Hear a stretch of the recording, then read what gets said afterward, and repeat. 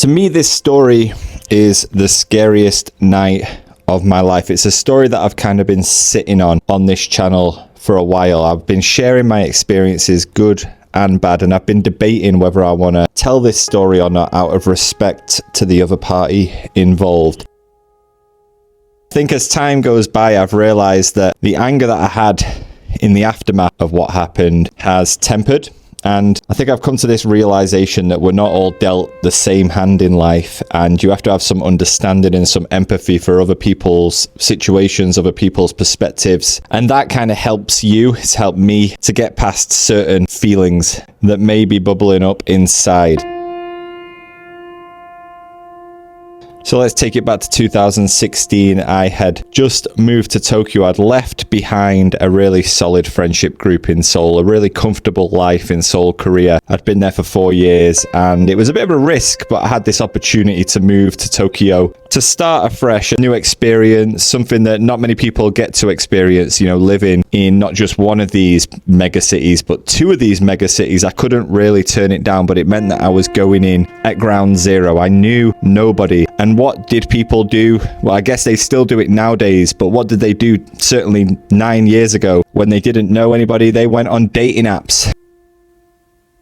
So I landed in Tokyo to the hotel and lay down that night, and I was swiping away left, right, yes, no. And you know what? I felt pretty confident back then. I had some fantastic abdominals, still do. Rocking a man bun. I was thinking I could have my pick of these girls now. I'm just joking, but I did get a little bit of attention. I had a couple of chats, couple of conversations, but then there was this one girl that stood out, this one lovely Japanese girl that stood out, and she was quite forthright in the way she spoke. She was quite direct. She wanted to meet up. I remember the first time we met was in Shinjuku. We went to a Starbucks. I don't even drink coffee. I think I had like Frappuccino or something like that, and then we went for a walk around Shinjuku, and it was just really easy. As we got to know each other more, she explained her situation. It turns out she was actually an international student living in London at the time, in Tokyo for a vacation. She was leaving again in a week, but she would be back in the summer. So I very much viewed it as, okay, well, I've got one friend here. She's not like a permanent friend, but at least I've got one friend here now. I wasn't going to dive into a relationship or anything like that, but she was a really nice person. And then 3 days after that, I finally got the keys to my apartment. The paperwork process of renting an apartment in Japan can take a little bit of time. So I think I'd been in Japan for about a week and a half at the time. So I invited her around to have a look. We had a look at the apartment. It was nice, just chatting. It was on that night that she revealed that she had certain mental health issues. She was bipolar, she was schizophrenic, she was taking medication, she had bouts of depression. Seen no evidence of any of this. And in my mind, that was no reason to end the friendship or question the friendship. It was something that was part of who she was, and I respected her for being open and honest about it. And we then met one more time just for a walk in a park before she departed back to the UK. So at this time, I'm feeling like she's a nice person, she's a lovely girl. We are interested in each other, but it's nothing serious. But when she returns to Japan in the summer, it's definitely a friendship that I'm looking to continue because she's a very nice person. Now, she's back in London. We are texting occasionally. We're staying in touch, but I see her social media and I see that there's this boyfriend or this ex-boyfriend supposedly on the scene, and he occasionally pops up and he seems in and out, and I question it, not in a jealous way, just I want to know the deal. So I ask her about him and she says it's her ex-boyfriend. The reason that they're still in touch is because he was very supportive of her when she was having a hard time in London. And he recently was diagnosed with cancer, terminal cancer.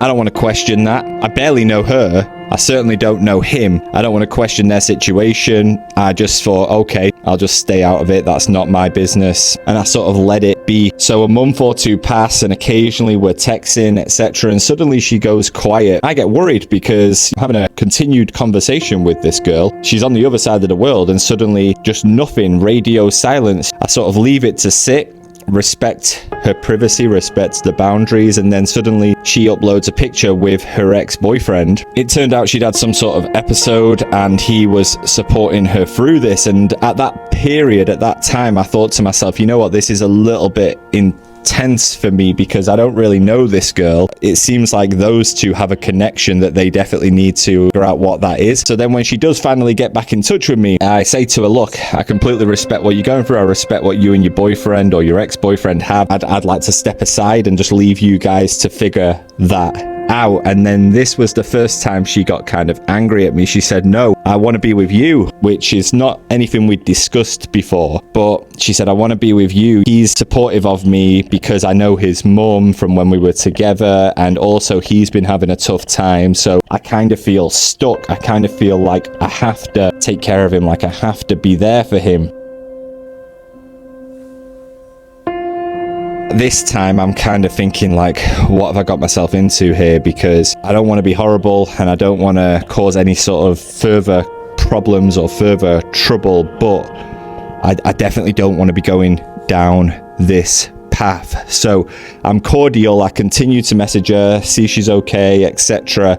And then eventually she comes back to Japan and she wants to meet up, so we go for some food. And that night I realized that I need to break this off because she's in the middle of her studies, by the way. It's not like she was moving back to Japan in the summer. She was in and out of Japan. She's got this situation in London. Having just come from England, I don't want to be getting involved in a long distance relationship with a girl who is in England when I've just started this new chapter of my life in Tokyo. So I try to break it off there and then, but she insists that she wants to see me more. I let it sit for a week, and then the next weekend I agree to meet up with her. We go to Shimokitazawa and we actually walked pretty much all the way from Shimokitazawa to Tokyo. It was a really nice, pleasant evening, and that's when she told me that she wanted us to be together. I said, I don't want to get into a long distance relationship, and I was trying to be respectful and I was trying to understand her situation, but I also had to think of my own situation too. Regardless of what was true or false, I certainly didn't trust what was going on. I didn't trust I was getting the 100% truth. Now we are in Shibuya at this time, very, very busy area. And in Japan, they have these small little police boxes called commentds. Basically a small room with a table where there is a policeman stationed,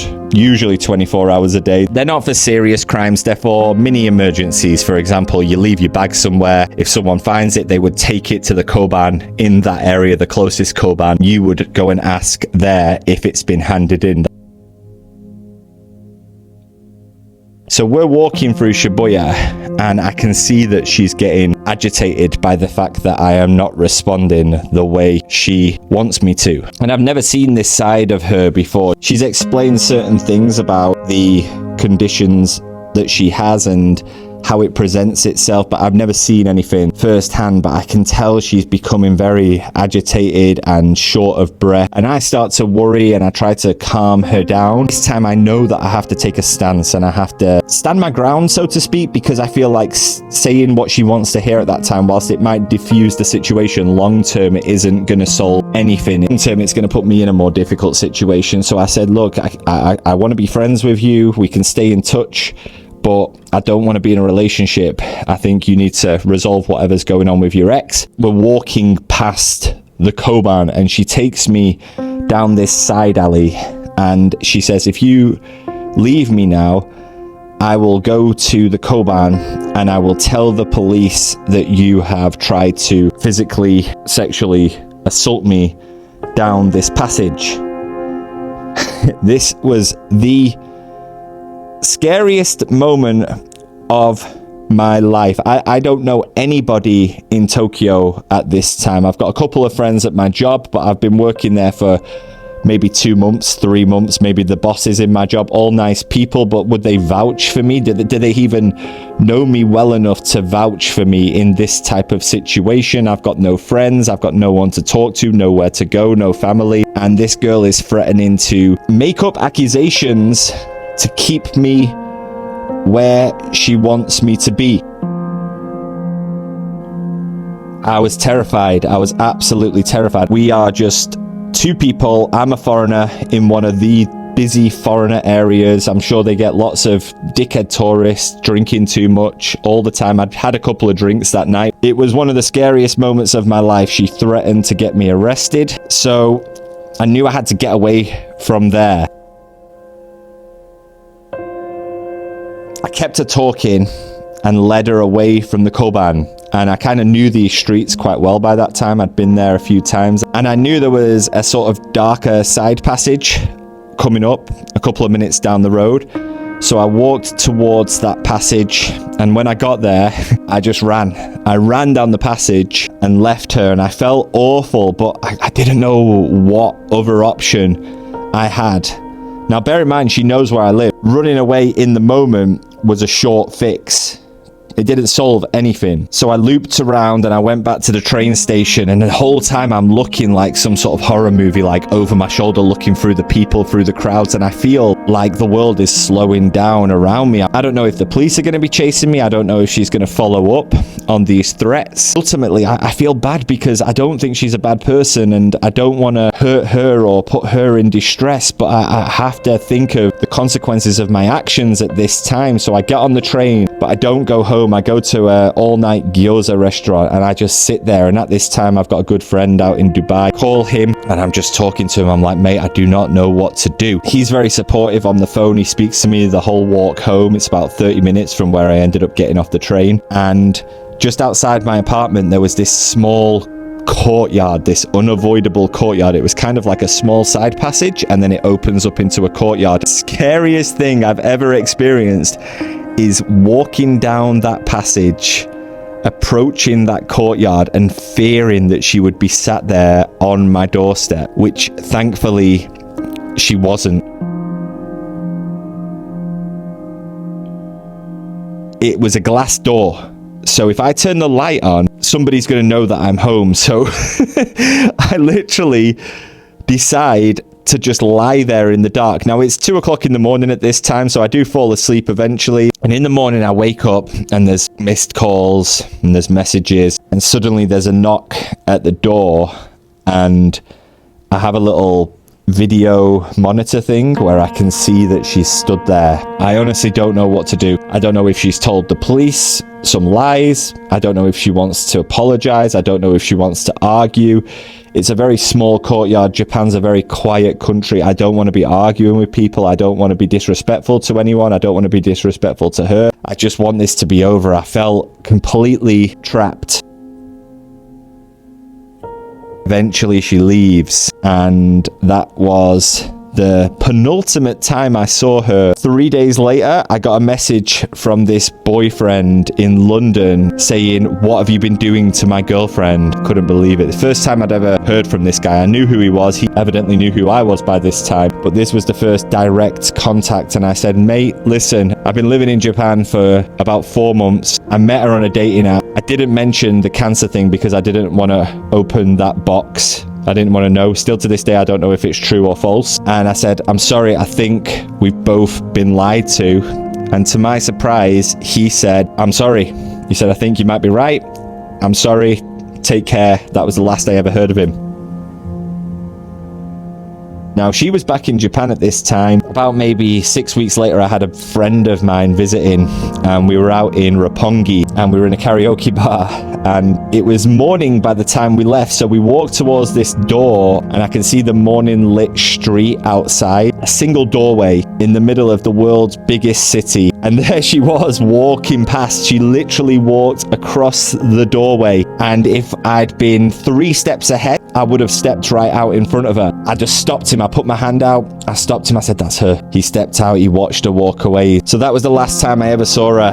And that was coming up to 9 years ago this summer. And I hope she's well. I hope that she is doing okay right now. I don't hold any resentment towards her. She's a very nice person. And I don't think this is a cultural story. I don't think this is a clash of cultures, cultural misunderstanding. I think I naively went into something that I wasn't fully prepared for. Nowadays, I'm happily married, but I actually think about that girl sometimes, not in a sort of longing way, but I really would like to know that she's okay. She's been dealt a very difficult hand in life. And she told me herself, when you are manic, as she described it, it isn't that you have good days and bad days, it's that you have the best days or the worst days. It is that extreme. I don't know what happened shortly after that night. I was sat there thinking about reaching out to her, but I didn't know, is that going to reopen some sort of wound or not? I'd never had any experience like this in the past, whether it be family, friends, certainly relationships, etc. Maybe I didn't handle it in the best way. I thought I'd share this story on here today, guys. If you're still here, thank you for listening, and see you in the next one. Bye bye.